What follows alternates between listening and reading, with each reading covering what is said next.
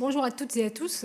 Alors la reprise de l'après-midi est peut-être toujours un petit peu difficile. Alors on va essayer d'être dynamique pour introduire cet après-midi, sachant que finalement, je trouve que ça fait tout à fait la bonne transition avec tous les échanges de ce matin. Parce qu'en effet, moi je vais axer mon propos sur la thématique globalement de la journée, qui est vraiment comment j'allais dire, générer des parcs exemplaires et aussi faire adhérer les riverains aux problématiques de l'éolien.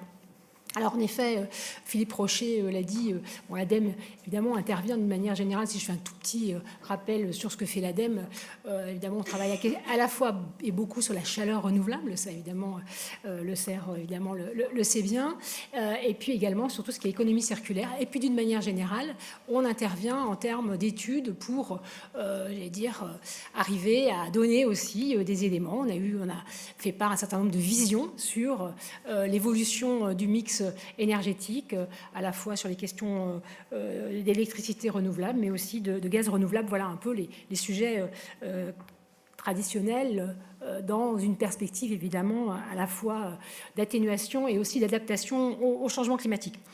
Alors, moi, si je reprends plutôt sur la partie du soutien, pourquoi est-ce que c'est important de faire adhérer les riverains, les citoyens d'une manière générale, au développement de l'éolien. Donc, d'une manière générale, c'est une façon aussi de les intéresser à la transition énergétique.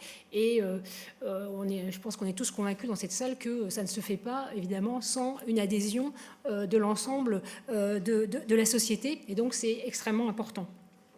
La filière éolienne terrestre, évidemment, elle est mature, elle est compétitive. Voilà, la question n'est pas de verrou technologique, mais elle est vraiment plutôt de comment elle est bien intégrée, bien portée dans les territoires. On a vu des tas de témoignages ce matin, notamment avec toute l'importance du soutien des élus, et on reverra dans la table ronde qui suit. Alors, il y a un côté un peu paradoxal, c'est qu'à la fois l'énergie éolienne est assez bien acceptée. Il y avait un sondage en octobre 2018 de Harris Interactive, donc dans le cadre réalisé pour le compte de la FE, qui montrait que 73% des Français ont une bonne image de la filière éolienne, et même 80% lorsque c'était des riverains de parcs éoliens qui étaient interrogés. De l'autre côté, côté ADEME, on a un baromètre aussi environnement qui est donc fait par OpinionWay. Et là aussi, l'énergie éolienne arrive vraiment dans les premières énergies renouvelables. Lorsqu'on pose la question aux gens, selon vous, quelle énergie renouvelable la France devrait-elle développer en priorité ? En premier arrive l'énergie solaire à 58%. L'intérêt de ce baromètre, c'est qu'on le fait depuis de nombreuses années, et donc on voit un peu les évolutions. Donc l'énergie solaire, alors on n'a pas encore les chiffres 2018, là ce que je vous donne c'est les derniers chiffres 2017, on les publiera début 2019, mais la tendance, j'allais dire, le top des énergies renouvelables sera le même.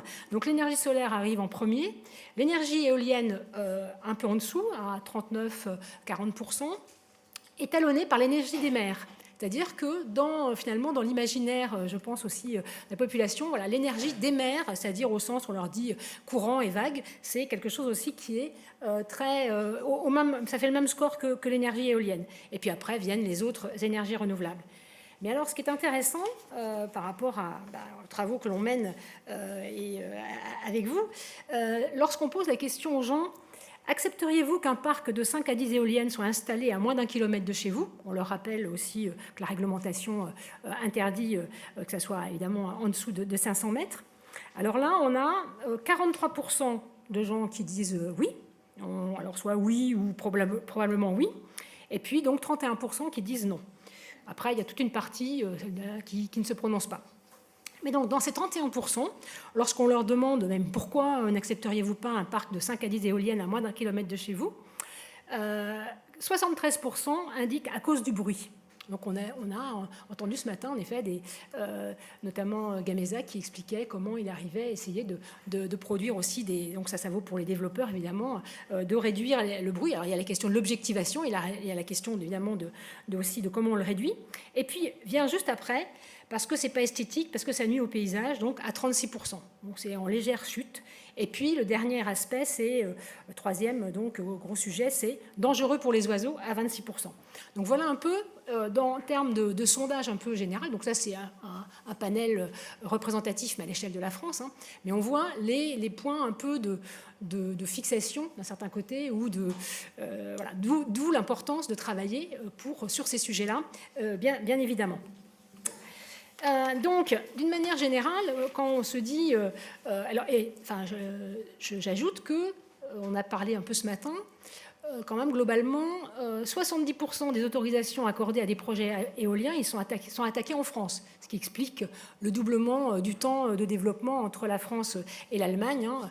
Alors, dans les mesures du groupe de travail Le Cornu, okay. Et ce matin, Laurent Michel le disait, qu'il allait y avoir des décrets pour simplifier les recours, etc., pour essayer de raccourcir ces temps de mise en service, de développement des parcs éoliens. Mais néanmoins, c'est le constat, les autorisations sont souvent très attaquées. D'où l'importance aussi, on l'a dit, il y a eu des témoignages des élus ce matin, c'est comment on fait adhérer la population à ce type de projet. Alors, comment on peut faire ça ? On pense qu'il y a un peu 3 grands axes sur lesquels il faut que l'on travaille et qu'on travaille collectivement. D'une part, tout ce qui concerne la sensibilisation, la communication, l'accompagnement des citoyens et des collectivités.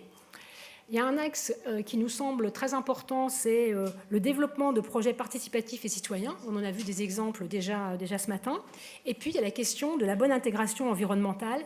Et là, il y a un focus, en effet, ce qui a été demandé aussi dans le cadre du groupe de travail Le Cornu sur la partie paysagère, mais pas que, bien sûr, il y a toutes les questions de biodiversité. Mais donc, cette bonne intégration environnementale et aussi économique et sociale des projets éoliens. Donc, on en parlera dans la table ronde suivante. Donc, je vais développer rapidement ce qu'on prévoit côté notamment ADEME, comment on peut s'impliquer sur ces différents axes. Pour arriver les enjeux sont extrêmement importants. Alors, on en saura plus évidemment la semaine prochaine lorsque la PPE sera dévoilée, mais on sait qu'il y a des enjeux importants évidemment par rapport à cette énergie éolienne. Parmi les premiers, évidemment, je disais communiquer, sensibiliser, accompagner. Il y a eu des témoignages tout à l'heure que je trouvais extrêmement intéressants quand l'élu de Côte d'Or disait que dans le cadre des parcs d'éoliens qui a été mis en place, elle a fait des cheminements pour randonner autour des éoliennes, elle a fait des aménagements cyclables. C'est aussi une façon, évidemment, de toucher du doigt la réalité des projets. Donc, c'est comment on éveille l'intérêt des citoyens à la transition énergétique et notamment aux énergies renouvelables comme l'éolien. Comment aussi on essaie d'objectiver un certain nombre de choses, même si l'objectivation ne suffit pas toujours à casser des rumeurs. Je crois aussi que ce matin on en parlait sur certaines rumeurs sur ce que les infrasons, le bruit, etc. Et donc tous ces sujets-là, il faut évidemment les objectiver, mais je pense que les sociologues disent que pour, j'allais dire, entre guillemets, changer ou tuer la rumeur, l'objectivation souvent ne suffit pas, mais donc je pense qu'il faut le prendre aussi d'autres façons. Mais donc, il faut communiquer sur l'intérêt de l'implantation d'énergie éolienne pour l'environnement, à la fois sur sa faible emprise au sol, la question des causes d'usage d'ailleurs, sa faible consommation évidemment en eau. Enfin bref, il y a plein évidemment d'avantages que vous connaissez tous très bien sur l'intérêt vis-à-vis de l'environnement et pour le dynamisme du territoire. Là aussi, les élus de ce matin ont témoigné sur les emplois, qu'ils soient directs ou indirects, qui peuvent être générés, ou les retombées également fiscales. Du coup, ça peut permettre qu'un projet s'inscrit dans une perspective qui est désirable et pas perçue comme subie ou un changement brusque. Donc, il y a vraiment un travail sur ce sujet-là que l'on peut mener. Alors, côté ADEME, qu'est-ce qu'on fait? On avait produit déjà un certain nombre de documents sur les questions de l'éolien. Récemment, on a produit, là aussi, une petite plaquette grand public. Je croyais que j'en avais un exemplaire. Oui, voilà. L'éolien en 10 questions, voilà, donc qui est destiné vraiment à parler de tous les sujets et donc qui montre comment on peut communiquer sur ces questions-là. Et puis, côté ADEME aussi, on lance évidemment des études stratégiques sur la filière. Là, c'est pour objectiver les questions de dynamisme économique, évidemment en lien avec la filière. Je pense qu'en 2019, ou en tout cas, on lancera aussi une étude sur l'impact des parcs immobiliers des parcs éoliens sur le prix de l'immobilier, parce que c'est aussi des sujets qui ressortent. Et donc, s'était un peu évoqué ce matin, mais c'est parti dans les oppositions que l'on entend, c'est voilà, ça va déprécier mon bien, parce que dans les oppositions, vous avez à la fois les riverains, j'allais dire premiers, mais vous avez aussi les riverains de résidences secondaires, etc. Bon, bref, il y a tout. Et puis le tourisme, hein, donc tous ces sujets-là. Donc il y a un intérêt à essayer là aussi d'objectiver. Et puis, donc, il y a tout ce qu'on a, tous les témoignages que l'on a entendus, comment on arrive à mieux armer, mieux aider les collectivités, notamment dans les territoires ruraux. Donc, et après la séquence de ce matin, là, je discutais avec les élus en leur demandant est-ce que, voilà, on pourrait aussi filmer, trouver une façon, parce que la meilleure façon de parler, c'est que les élus parlent aux élus, et de la même façon, des citoyens parlent aux citoyens. Récemment, on échangeait, et il y avait des témoignages de riverains qui étaient à une certaine époque opposés, par exemple, à des projets éoliens, et qui, après, ont changé d'avis, ont vu les choses de manière différente. Et là aussi, je pense que c'est intéressant de collationner ce type de témoignage, parce que c'est une bonne façon aussi de discuter et de se mettre dans une posture, comme l'a dit le collègue là, de Boralex, sur les 5 commandements.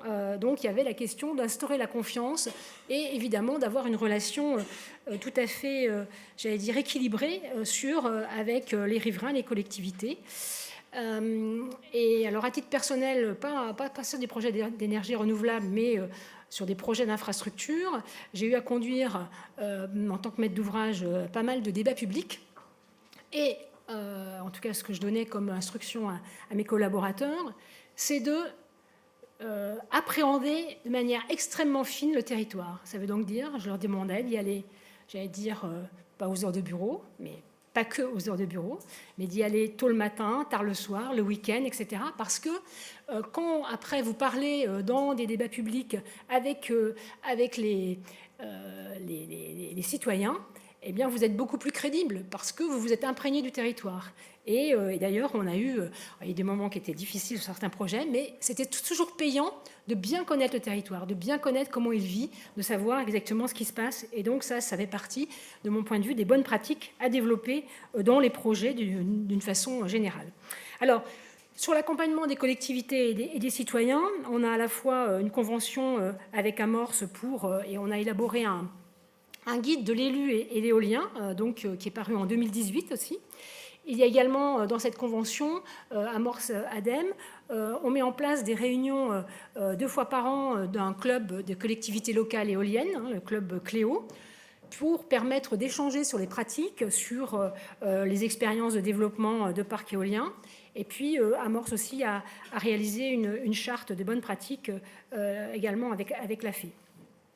Et puis, dans le cadre des travaux du guide du club, du groupe de travail éolien Le Cornu, il a été demandé de faire aussi un guide des bonnes pratiques. Donc, la Direction générale énergie-climat est en train d'élaborer ce guide qui devrait être publié en 2019. Et puis, il y avait aussi l'idée de créer un réseau des conseillers territoriaux éoliens dédiés aux collectivités. Alors ça, j'ai échangé rapidement avec Laurent Michel tout à l'heure, donc il me relançait par rapport à ça. Nous, on attendait plutôt la DGEC, donc il va falloir qu'on échange avec eux. Mais donc, L'idée, évidemment, est bonne, ça veut donc dire, mais ça veut dire que c'est des gens qui doivent être, évidemment, avoir une certaine compétence, donc sans doute, il y a de la formation à réaliser. Après, il y aura la question quand même qui finance, voilà, qui n'est pas encore résolue. Donc ça sera partie des sujets, mais en tout cas, l'idée d'avoir des personnes ressources donc pour aider les collectivités à comprendre ou à les conseiller, bon là, ça peut être, enfin, en tout cas, c'était une des mesures du GT Le Cornu. Donc ça, c'était le premier axe, sensibiliser, apporter, communiquer pour vis-à-vis des collectivités et des citoyens. Le deuxième axe que je disais tout à l'heure, donc, c'est comment on soutient le développement de projets ENR participatifs et citoyens. Ça a été aussi évoqué ce matin. Alors, il faut faire une petite distinction, mais je crois que la personne de OSE ENR l'a faite, entre ce qu'on appelle le financement participatif et le financement citoyen. Le financement participatif, c'est le crowdfunding, c'est la participation des citoyens, mais il n'y a pas d'implication directe dans la gouvernance. Dans les projets citoyens, là, il y a une participation en fonds propres et donc avec un portage de citoyens et de collectivités. Et ça permet aussi de participer à la gouvernance des projets. Cette implication des citoyens, que ce soit participatif ou citoyen, évidemment, ça permet, je le disais tout à l'heure, une appropriation des sujets de la transition. Ça permet aussi de maîtriser les retombées socio-économiques pour le territoire. Les différents élus en parlaient. Et puis, ça donne une place, évidemment, importante à la concertation tout au long du projet. Peut-être quelques chiffres. Aujourd'hui, on recense à peu près 300 projets citoyens. C'est un recensement qui a été fait par Énergie Partagée Association. Donc à peu près un peu moins de 300 projets citoyens. Et sur ces projets citoyens, il y a 60 projets éoliens. Il y en a 12 en fonctionnement, mais voilà, donc ça donne un peu une idée du nombre de projets. Et l'actionnariat citoyen représente un peu plus de 10 700 actionnaires. Et ça représente quand même aussi une somme évidemment importante, puisque ça a été 170 millions d'euros engagés dans les énergies renouvelables grâce aux citoyens. Sur cet enjeu de projet citoyen, vous savez que c'est des formes qui ont été beaucoup développées en Allemagne, au Danemark, un certain nombre de pays européens. Et c'est pourquoi, en 2016, on a lancé alors c'était aussi stimulé par la ministre de l'époque, elle nous avait demandé de regarder comment on pouvait soutenir d'une manière plus forte l'émergence de projets citoyens. Donc, avec la Caisse des dépôts, nous avons lancé une étude pour voir quels étaient les besoins de soutien des projets citoyens. Qu'est-ce qu'il fallait pour leur faire passer de l'idée au projet et évidemment à la réalisation. Donc, il y a toute la phase émergence, ça a été aussi évoqué ce matin, sur comment on sensibilise, on informe, on fait monter en compétences, et aussi il y a besoin d'un certain nombre d'études. Donc, ça a été dit, côté ADEME, on peut aider, à travers les directions régionales, d'une part à des études préalables, on en a aidé une vingtaine en 2018, études préalables, c'est études de gisement, études de vent, mais les premières études. On en a aidé une vingtaine en 2018, et puis on a un appel à projet commun avec la région Occitanie, qui est une région qui a beaucoup fait aussi pour les projets citoyens. Et puis surtout, nous soutenons en partenariat, alors on veut toujours avoir un partenariat avec les régions, des structures d'animation régionale. Donc pour aider, toujours d'une manière générale, là c'est pas que dédié à l'éolien, c'est d'une manière générale pour les projets citoyens. Et donc nous avons l'équivalent de 17 ETP cofinancés sur 10 régions. Il y en a une encore qui s'est manifestée pour qu'on fasse un partenariat avec eux. Donc on aura 11 régions en métropole ayant une structure d'animation régionale. Et puis également, nous avons mis en place un centre de ressources nationales Donc ça, c'est dans le cadre d'une convention avec Énergie Partagée Association pour apporter des ressources, mais j'allais dire, ce centre de ressources est ouvert à tous les types de ressources, donc pour aider, apporter des ressources pour les citoyens ou les collectivités qui veulent se lancer dans ce type de projet. Donc ça, c'est la partie émergence. Comment on soutient l'émergence de nouveaux projets citoyens.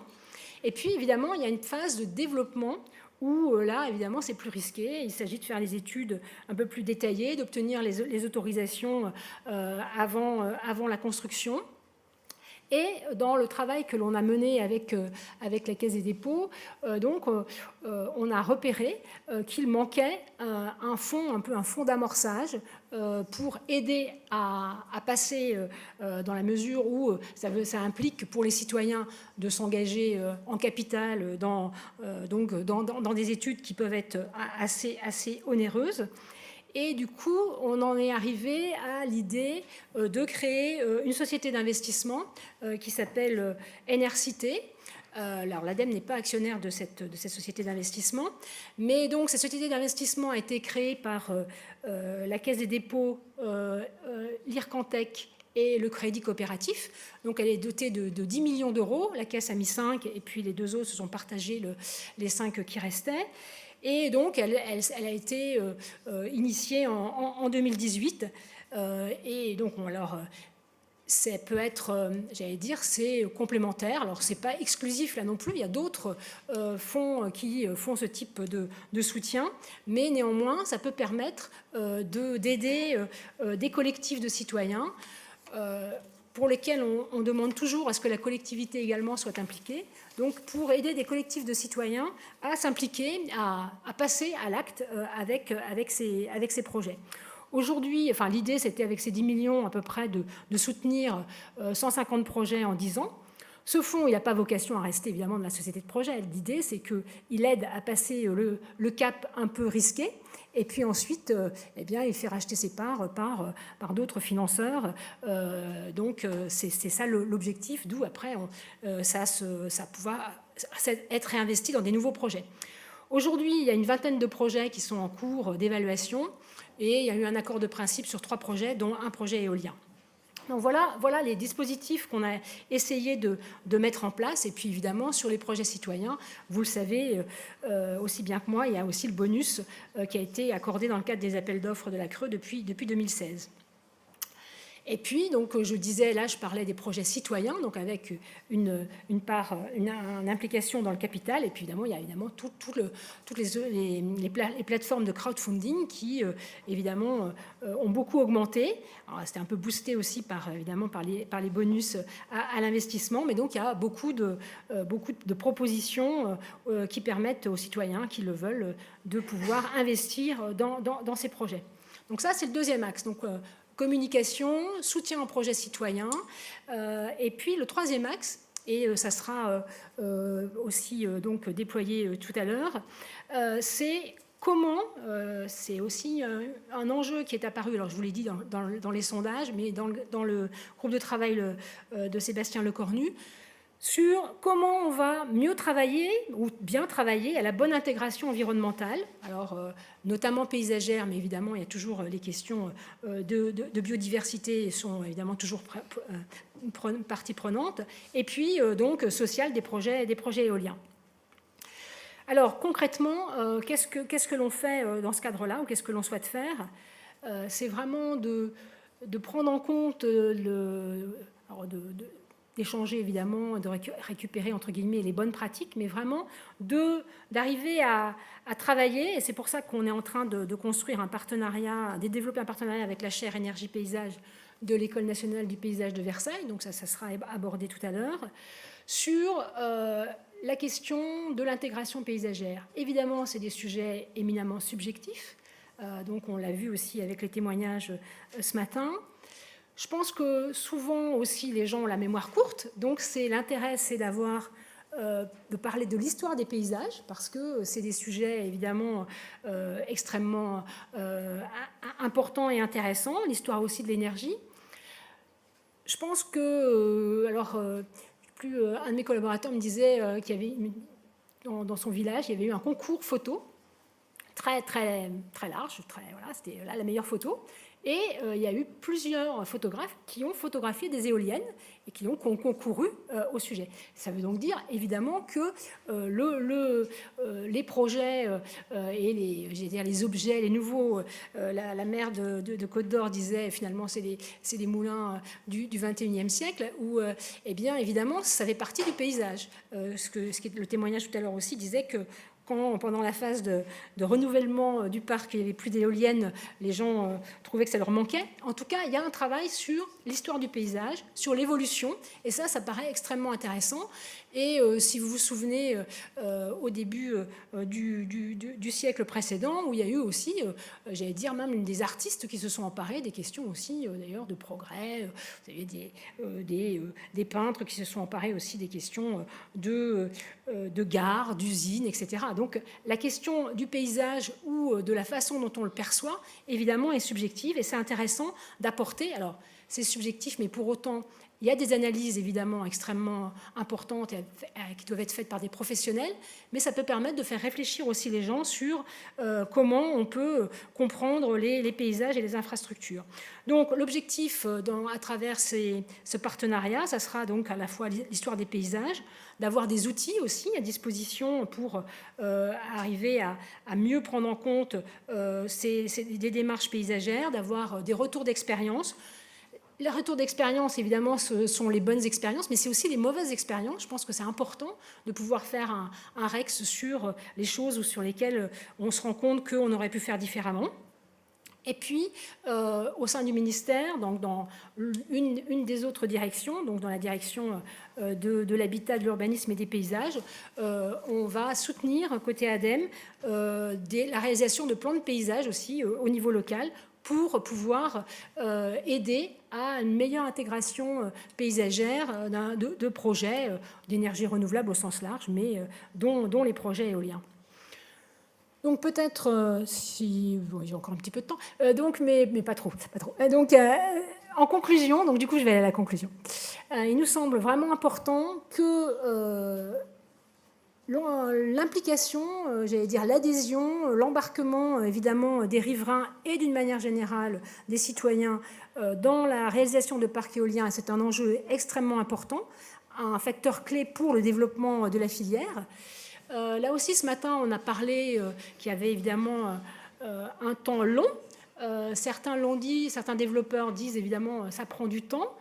Mais c'est absolument indispensable de passer du temps sur l'appréhension des territoires, la compréhension et de pouvoir travailler en toute confiance. Ça fait partie en effet des commandements cités tout à l'heure pour travailler à réaliser des projets qui soient bien intégrés dans les territoires et qui correspondent aux aspirations des citoyens. C'est à ces conditions que je pense qu'on réussira les objectifs ambitieux de la loi. Et donc, comme je crois le disait aussi Mathieu Orphelin en introduction, ces projets éoliens, ce sont des projets de territoire, des projets humains, des projets citoyens, des projets de société. Et c'est comme ça qu'il faut qu'on arrive à les traiter pour la réussite des projets éoliens et citoyens dans les territoires. Voilà.